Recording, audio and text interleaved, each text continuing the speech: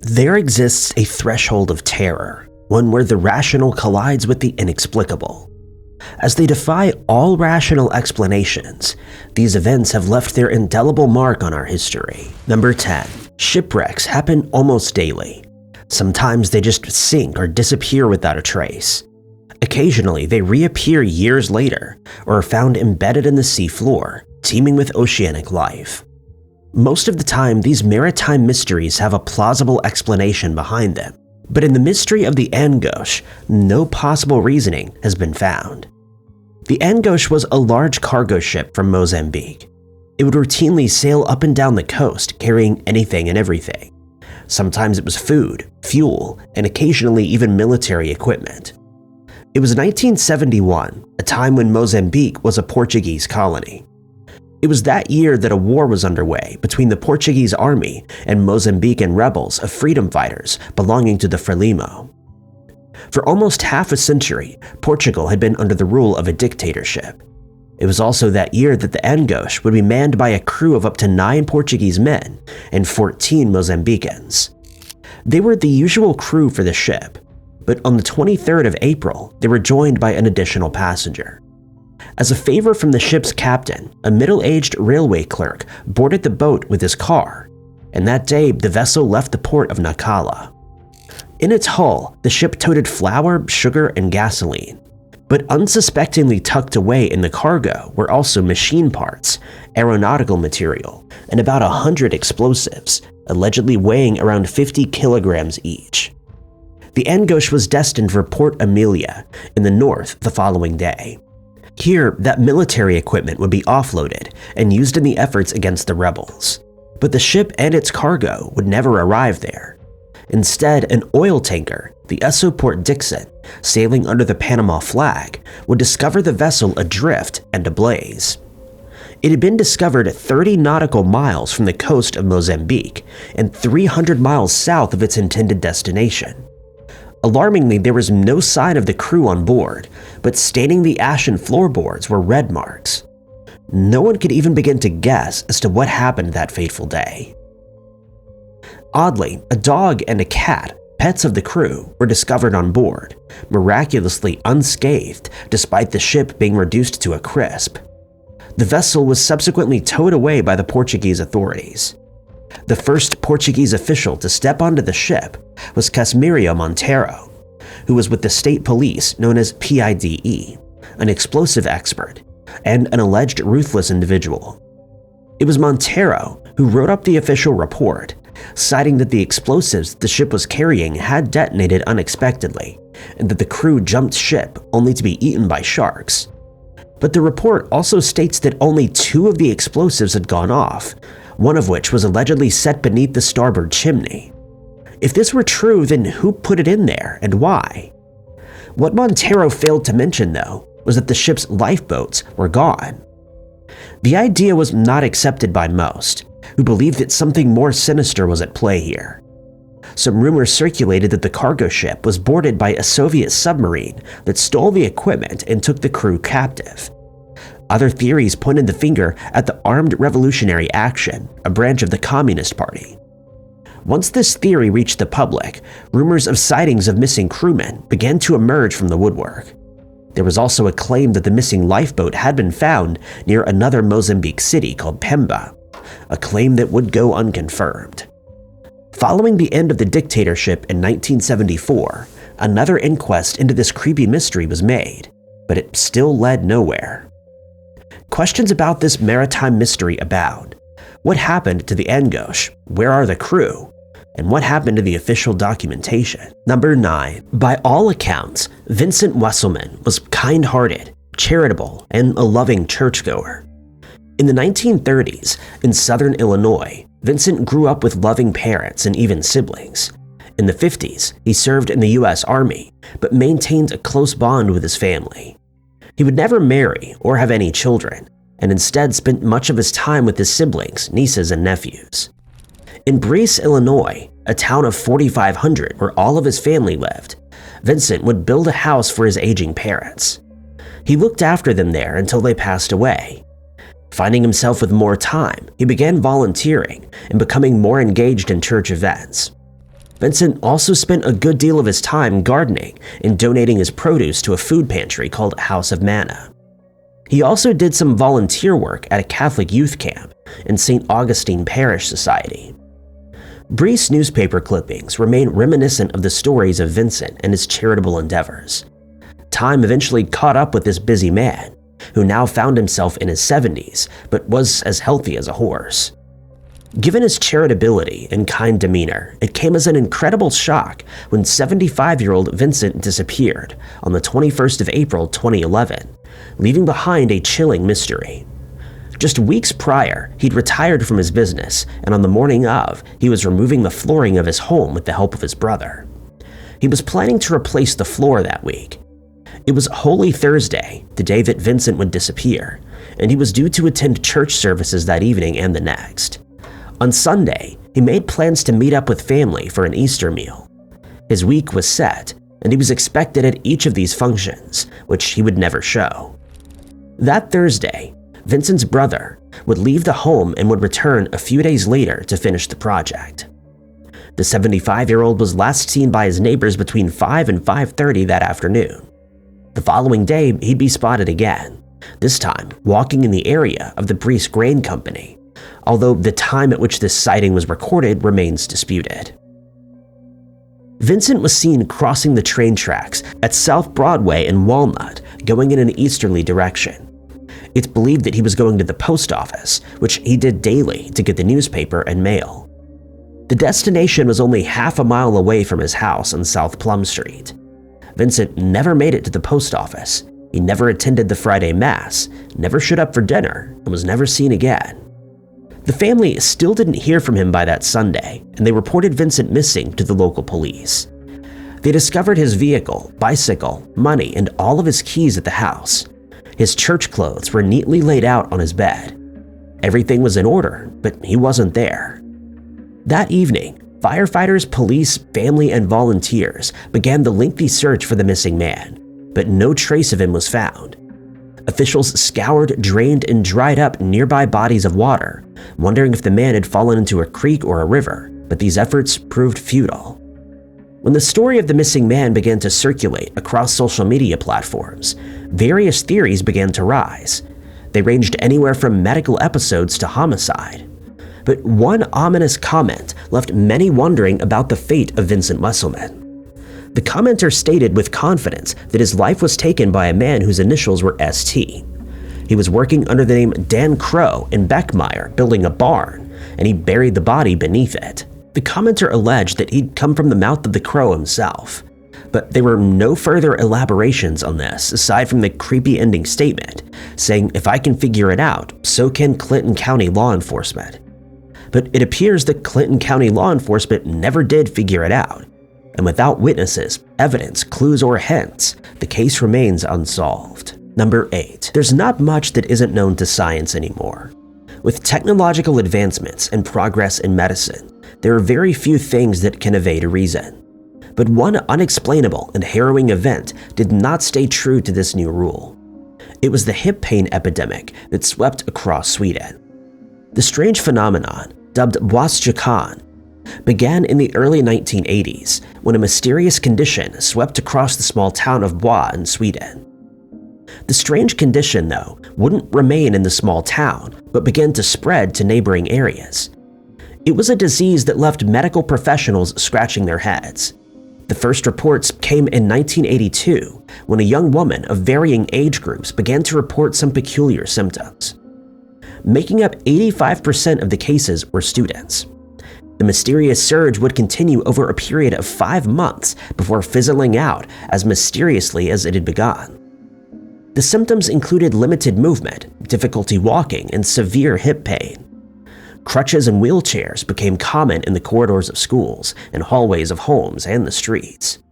The first outbreak occurred at a school when a student headed to the nurse's office complaining of hip pain and difficulty walking. The student was admitted to the hospital and was given crutches. Just a short time later, another student would experience the same condition. It didn't take long before more than 80% of the school, students and teachers included, were affected. Some who were afflicted with this inexplicable illness would find themselves hospitalized. but doctors didn't know what to do since they could find no cause for it. Out of desperation, they began treating the condition with traction.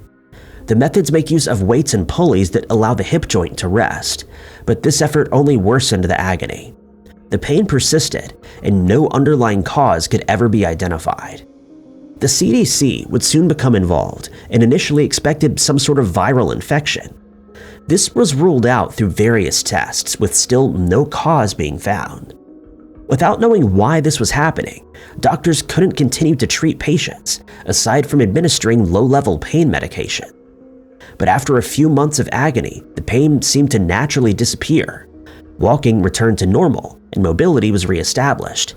Patients had no long-lasting effects. The disease was gone, and no new cases emerged. Those affected by it continued to live their day-to-day lives, leaving residents wondering what caused such a harrowing episode. Number 7. The MS Barbel was heading from London with its eyes set on Rostock, with its only cargo being rapeseed. At first, the voyage began smoothly, but 3 days later, only pure mystery would remain. It was a Sunday, the 15th of August, when the Barbel departed from its dock and set out into the open sea, miles away from shore, where anything could happen and go unseen. That morning, around 7 a.m., the captain, Heinrich Telkmann, called his wife, as he so routinely did, and told her that the vessel had reached the mouth of the River Thames. He assured her that he would return to Germany that same evening. That evening came and went with no signs of Heinrich or the Barbel. Concerned, his wife rang him that Monday, but the call had gone unanswered. It wouldn't be until 4 days later, around 10:45, on the morning of the 19th, that the first hints of the ship would be found. A Danish fisherman came across 2 lifeboats. One of the boats was empty, but the other was carrying a crew member who was known to be aboard the now missing Barbel. That crew member was a Russian sailor, 28-year-old Andrei Lapin. Sometime later, the ship itself was discovered, but it was clear that something incredibly gruesome had taken place aboard. What that harrowing event was, though, would remain unknown to this day. The vessel showed clear indications of a physical, fierce fight, a fight that would leave it stained red and with the rest of the crew enigmatically missing. Heinrich's cabin had been ransacked, and the ship's cash machine was empty. The only remnant of the missing people was a picture of the captain and his daughter that was left on his desk. It wasn't until the 14th of December that Heinrich's body would be discovered. He was only one of the crew, aside from Lapin, who'd been found. Lapin had been discovered with his duvet, pillows, passport, peaches, cola, and 2 suitcases filled with documents and 60,000 Dutch marks, the equivalent of $53,885. Lapin claimed that the money was from his own savings and that he'd been stashing it away to buy a car, but that money would later be traced back to Heinrich and the other sailors' wages. Most strangely, Lapin had refused to board the rescue helicopter and was reportedly calm and unworried despite being hundreds of nautical miles from land. Some wondered if he'd seen the events that unfolded aboard the Barbel and if it had left him traumatized, and others believed that he may have had a hand in the mystery. Further investigations revealed that the ship had been subjected to 3 different fires, which the sailor said he tried to save himself from. Lapin claimed that the rest of the crew had also jumped ship, some of which supposedly drowned, but the story would change later. This time it rambled about 2 different mutinous sailors who used an axe to slay those aboard, with Lapin reacting in self-defense. He then alleged that he'd taken the money to give it to the victims' families. The sailor, though, would find himself being charged with homicide, and his trial began the following year. But again, the story changed. He now claimed that he and the ship's helmsman had teamed up to investigate what had happened to Heinrich, who hadn't been seen for some time aboard. They were then attacked by mutinous sailors, with Lapin managing to hide away until he was in a position to defend himself. Once successful, he tried to steer the Barbel towards shore, but found it uncontrollable and instead resorted to a lifeboat. With 0 evidence, conflicting stories, and missing men, the chilling case of the Barbel remains a mystery. No further inquiries were made into the ordeal, and none of the missing crew were ever found. Number 6. Most know the story of the Bermuda Triangle. the enigmatic section of the North Atlantic Ocean, where over 50 ships and 20 airplanes inexplicably vanished. But the story of the one pilot who managed to fly through the strange triangular area isn't widely known.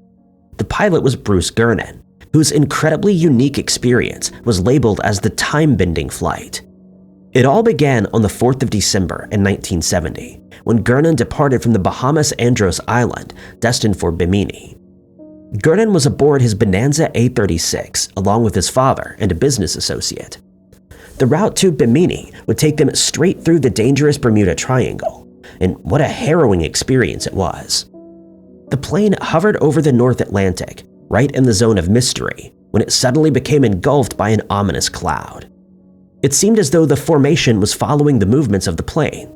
If the craft went up, the cloud did too, and if it moved forward, the cloud moved forward with it. The Bonanza soon found itself struggling against the grasp of the mysterious cloud, but was able to break free.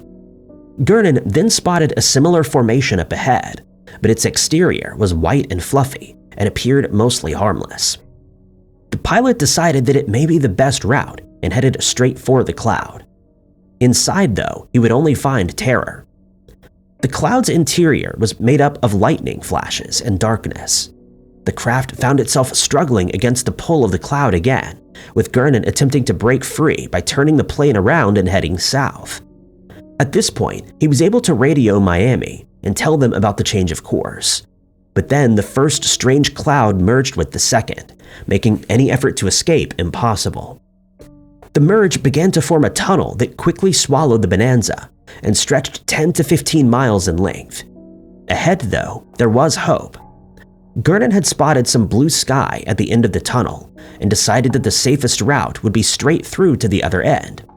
But this would mark the start of another terrifying and inexplicable experience. While heading through the tunnel, spiraling lines began swirling around them in a counterclockwise motion, and as they progressed towards the opening, they began to shrink. What seemed like a 10-mile-long route that should have taken several minutes to pass through shortened in just 20 seconds. As the Bonanza crossed the bridge, those inside the craft experienced a sense of weightlessness, a sensation that would only last seconds. But instead of blue skies on the other end, Gernon, his father, and his associate were met with something truly daunting. It was a blank grayness that engulfed them. There was no ocean, no sky, no horizon, just a blank gray canvas. Gernon described the haze as fog, with visibility extending 2 miles out. The pilot tried to determine their location, but the magnetic and electronic navigational systems were malfunctioning. But he did manage to contact Miami Air Traffic Control, but they couldn't see any planes visible on their radar anywhere between Bimini and Andros. Relying now on his own mental compass, Gernon did his best to head in the direction that he thought he should go. And just minutes later, they found themselves above Miami Beach and heading west. The pilot, though, didn't believe that the plane that showed up on the radar was there because they'd only been flying for 34 minutes. There was no possibility that the plane could fly that distance in that amount of time. It's been suggested that Gernon and his passengers had experienced a time warp field that involved the bending of space-time, enabling the craft to travel distances that would otherwise be impossible.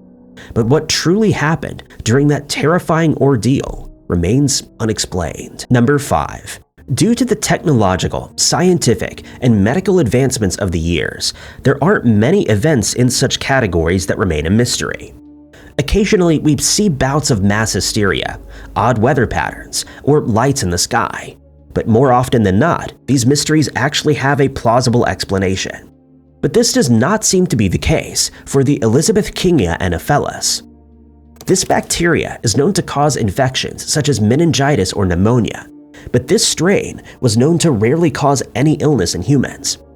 It was named after bacteriologist Elizabeth King and the Anopheles mosquitoes of Africa, where the bacteria had been discovered back in 2011 in the gut of the insect, a primary vector of malaria. That being said, no one has been able to definitively prove that mosquitoes can cause human E. anopheles infections. Scientists now suggest that the likely cause was genetic, a mother passing the infection onto her children, not through mosquitoes. In addition to this initial misunderstanding, we also believe that Elizabeth Kingia was harmless. While E. anopheles is a new discovery, the genus is relatively old and contains species that are known in soil, plants, and fresh water. Before 2015, there was only one passing linked to this specific strain. This is why the Elizabeth Kingia anopheles epidemic of 2015 and 2016 is a confounding event for scientists. It occurred in the United States in the middle of winter. This obscure pathogen had mysteriously shown up in Wisconsin and in Michigan, sparking a worldwide panic. The DHS was initially aware of the inexplicable outbreak and communicated concerns to the CDC, which then issued an alert in January of 2016. It didn't take long before many residents were infected, some even becoming fatally ill. The winter of 2015 saw 20 passings related to the bacteria. Between 2015 and 2016, the US confirmed 65 cases of E. anopheles. Wisconsin had 63 cases and 18 fatalities, while Michigan reported 1 case and 1 passing. The bacteria was also found to be resistant to antibiotics, only driving up the fatality rate. Another outbreak was reported in Illinois, claiming the lives of another 6. In April, there were another 10 patients, 6 of which wouldn't overcome the infection. But just as mysteriously as it began, the outbreaks ceased that spring. Many wonder why the mosquito-borne pathogen had infected the people of the US. Why was it so strong, taking more lives than it had before? And how did it just suddenly disappear? It remains unknown how the victims became infected, and the source of the outbreak remains a mystery. Number 4. Disappearing without a trace is so incomprehensible that it should be considered an art. How does a whole society vanish without so much as a hint, or a person wandering into a forest never to be seen again? How can a plane destined for the skies appear in the same way that a vessel made for the open ocean enigmatically ebbs from existence? It's questions like these that stand out in cases such as the Ghost Boat, a mass disappearing event that took place over 10 years ago, with no revelations ever being made. The enduring mystery would begin on the 28th of June 2014, when 243 refugees piled onto a boat in Libya. The boat was destined for Italy, but whether they made it there remains unknown. The refugee crisis is an ongoing issue. Thousands of people are known to travel this very route in search of peace and safety. When boats sink, disappear, or come back without their crew, there's almost always evidence. But this, though, is not the case with the Ghost Boat, which, despite rumors, remains missing. The refugees, mostly consisting of women and their children, boarded the Ghost Boat and headed out to sea. They said goodbye to their loved ones, hoping to reunite soon. Among the refugees were Sagan and her daughter, Abi. On the 27th of June, she'd last spoken with her husband, Yaphet, on the phone, but the following day, when he tried to call her, there was no answer. After a few more attempts, someone eventually picked up, but it wasn't his wife. The person on the other end stated that the boat had left, but so did his wife and daughter. But why did he have her phone? A week had gone by, and Yaphet tried to contact his wife again, after still having not heard from her. The man on the other end of the line was the smuggler. He stated that Sagan and Abi had arrived at their destination, and Yaphet believed him, but they had in fact not arrived in Italy. They were missing, along with the other 241 passengers on board. The smugglers claim that the vessel reached its destination was just a lie. There was no record of the boat's arrival or of the passengers. There was something fishy about the smugglers' claim. Families of those passengers began to pop up, wondering where their husbands, wives, children, sisters, aunts, uncles, and brothers were. They called for investigations to be made, but no professional search was ever conducted. But authorities did toy with the possibility that the Ghost Boat could have sunk, but there would almost certainly be evidence floating around in the water. The International Organization of Migrations keeps detailed records of any and all activity that takes place within the Mediterranean, but they have no knowledge of any rescue operations that matched the description of the boat that Sagan and the others had boarded. The vessel was gone, and with it more than 200 people. The event was just too strange to ignore. It was inconceivable that so many people would go missing in 2014 without anyone knowing about it. It was as though the ghost boat and refugees had disappeared into thin air. The case of the missing ghost boat has since remained a mystery that continues to mar modern events and became just another story synonymous with the term lost at sea. Number 3. High up in the Himalayas of India, between peaks and frigid temperatures, there lies an enduring mystery. It's the Rupkund Lake, a shallow body of water duly named Skeleton Lake. In 1942, a forest official, H.K. Madwal, stumbled across something truly bizarre: human remains. It wasn't just the odd fragments here and there, but rather stockpiles of entire skeletons. The remains were strewn around the lake's circumference, and some were nestled within the waters. It was a bizarre find, the remnants of a harrowing event unknown to modern society. The official reported the discovery, and soon the bodies began to emerge. Reconstructions numbered between 300 and 800 individuals who had all met their tragic ends, mostly around the same area, which was many centuries ago. With no straightforward answers as to what happened here, speculation began to abound. It was thought that the remains could have belonged to Japanese soldiers or even Tibetan traders who succumbed to disease or exposure. In 2004, forensics theorized that the group were pilgrims from India.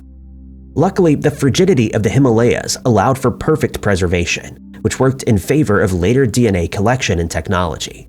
But the DNA analysis would only deepen this centuries-old mystery, producing more questions than answers. Geneticists began to sequence the mitochondrial DNA of 72 remains found in or around the lake. They expected the DNA to consist of local origins, but some of the remains didn't adhere to such expectations. Several of them appeared to have come from West Eurasia, a discovery that warranted further investigation.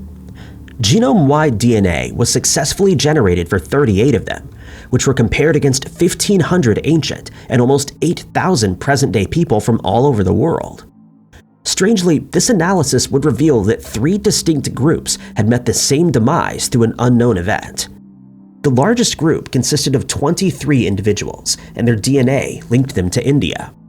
The second largest of 14 individuals suggested Crete or Greece descent, while a singular specimen seemed to have come from Southeast Asia. These varying groups suggested that Rupkund Lake was a site for not only local interest, but it also drew visitors from all over.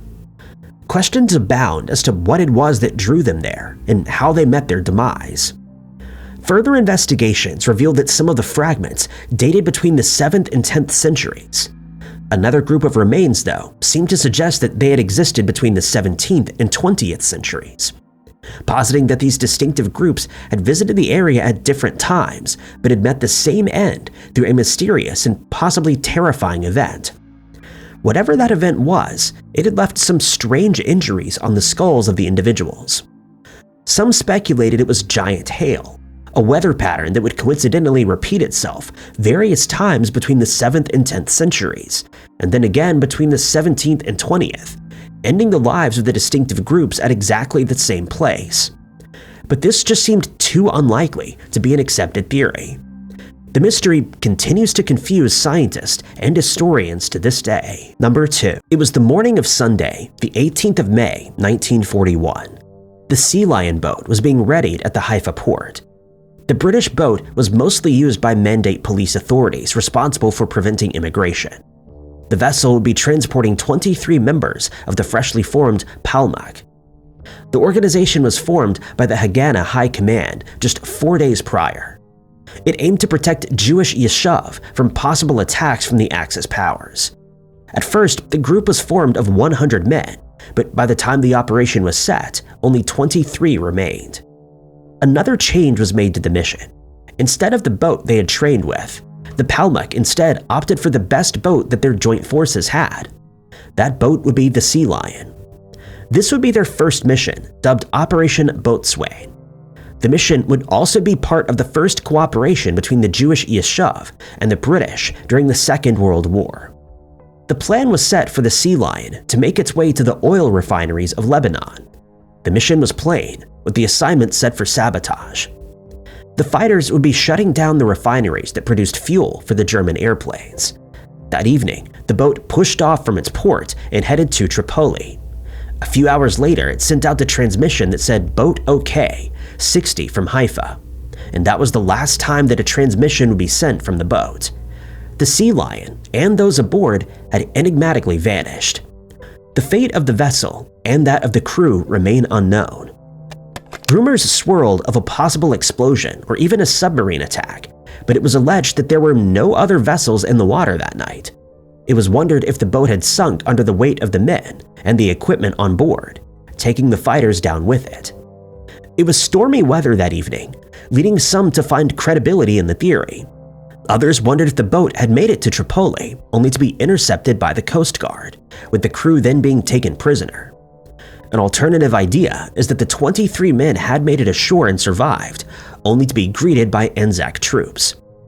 The Sea Lion and the 23 men that were on board had ominously vanished, leaving mystery, speculation, and concern in their wake. Number 1. Imagine having lived in Chernobyl in April of 1986, when the catastrophic nuclear accident coated the city in chemicals, taking lives and leaving the environment contaminated for decades to come. The disaster had many long-term impacts on those who lived in the city at the time. It was no doubt one of the worst disasters known to man. The accident, though, did increase nuclear safety regulations. Lessons were learned, and the importance of design standards was highlighted. In 2018, though, one mysterious event would evoke memories of that fateful Chernobyl disaster. The eerily reminiscent mystery of 2018 began with the disappearance of birds in the Crimea Peninsula. All the beasts of the sky had ominously vanished. There was not a flap of a wing or a tweet in the trees. This was because a mysterious chemical incident was underway. The Crimean Titan plant is the largest manufacturer of titanium dioxide pigment, which has many uses. On the 23rd of August, the birds were gone, and then an unknown substance began to spew up into the atmosphere, only to settle like plaque over the city. Coating houses, buildings, cars, and plants was a rust-like substance that let off a foul odor. Media began buzzing about this strange unknown chemical and its potential harmfulness to human life. Despite calls for concern, authorities ignored the situation for days, but residents were panicked. From the moment the animals disappeared, things would only get progressively worse. The people began suffering from breathing problems, despite the officials claiming that there was no danger. They told the public that everything was under control and that the atmospheric pollution was at a permissible level. Crimean authorities maintained that there was absolutely no environmental danger or health hazards from the unexpected and unknown chemical that was spewing into the air. For days, the rusty substance leaked and settled onto the roadways, malls, and businesses. It wasn't until the 4th of September of that year that the authorities were forced to acknowledge the worsening event that could have ended fatally. They began to evacuate the city. During these evacuation procedures, they still maintained that there was no threat, even though they had no idea what the substance was. By the following day, more than 3,000 people had to be evacuated, with another 1,000 scheduled to be taken out after. A few days elapsed and officials were forced to admit that the chemical may have been harmful. They suggested it may have been coming from the Crimean Titan plant, but this couldn't be confirmed with certainty. Crimeans suggested that the plant's sulfuric acid production may have been behind the strange substance. Ukrainian authorities conducted various tests and found high concentrations of sulfur dioxide, a precursor to acid rain and a carcinogen that could impact the respiratory system. Then they detected another toxic gas, hydrogen chloride, that could cause pulmonary edema, burns, and respiratory issues. Shortly after the quick evacuation, the chemical plant was closed down as threats to human life continued to mount. A state of emergency was declared as the Crimean Cabinet of Ministers announced the possibility of the unknown emissions coming from the territory of a neighboring state, with rumors circulating about an intentional chemical event. A week later, the state of emergency was lifted. Children resumed school, and residents flocked back to their houses. The foul odor of the unknown rust-like chemical lingered, and so did the respiratory issues. Today, the mystery still lingers as to what caused the chemical event that was later dubbed Chernobyl 2.0. Thank you guys so much for watching. If you liked this video, be sure to hit that like button. Also, don't forget to subscribe and click that notification bell to keep up to date with all of our future uploads. But my name is Ty Knotts, and I'll catch you guys in the next video.